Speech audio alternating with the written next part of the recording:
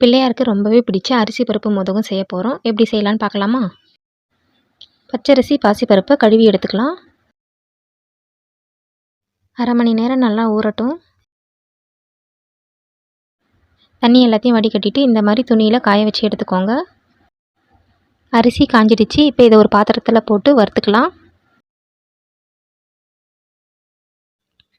வறுத்த அரிசி பருப்பை ரவை பதத்துக்கு அரைச்சி எடுத்துக்கலாம்.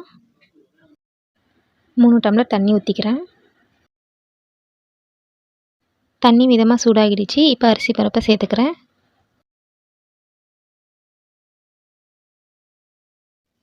கொஞ்சமாக உப்பு சேர்த்துக்கிறேன். 1 டீஸ்பூன் நெய் ஊற்றிக்கிறேன். அப்போ தான் கொழுக்கட்டை மாவும் நல்லா சாஃப்டாக வரும். இப்போ இதை 2 நிமிஷம் மூடி போட்டு வேக விடலாம். அடிக்கடி நடுவில் எடுத்து கிளறி விட்டுட்டே இருங்க. தேங்காய் ஏலக்காவை நல்லா கொரப்பாக அரைச்சி எடுத்துக்கலாம். இப்போ வெல்லத்தை 1/2 டம்ளர் தண்ணி ஊற்றி கரைச்சி எடுத்துக்கலாம். வெல்லம் கரைஞ்சால் போதும், பாகுபாதெல்லாம் வேண்டாம். அரிசி பருப்பு நல்லா வெந்துடுச்சு. இப்போ கரைச்சி வச்சுருக்க வெல்லத்தை ஊற்றிக்கலாம். கைவிடாமல் கிளறி விட்டுட்டே இருங்க.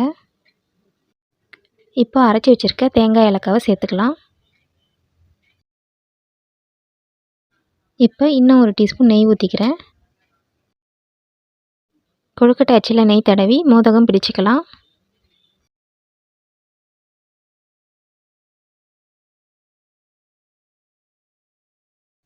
இதே மாதிரி எல்லா மாவையும் மோதகம் பிடிச்சிக்கலாம்.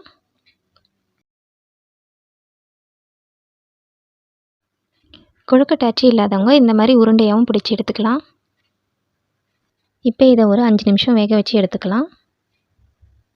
இந்த மாதிரி வாழை இலை போட்டு வேக வச்சிங்கன்னா மோதகம் நல்லா டேஸ்ட்டாக இருக்கும். மோதகம் நல்லா வெந்துடுச்சு.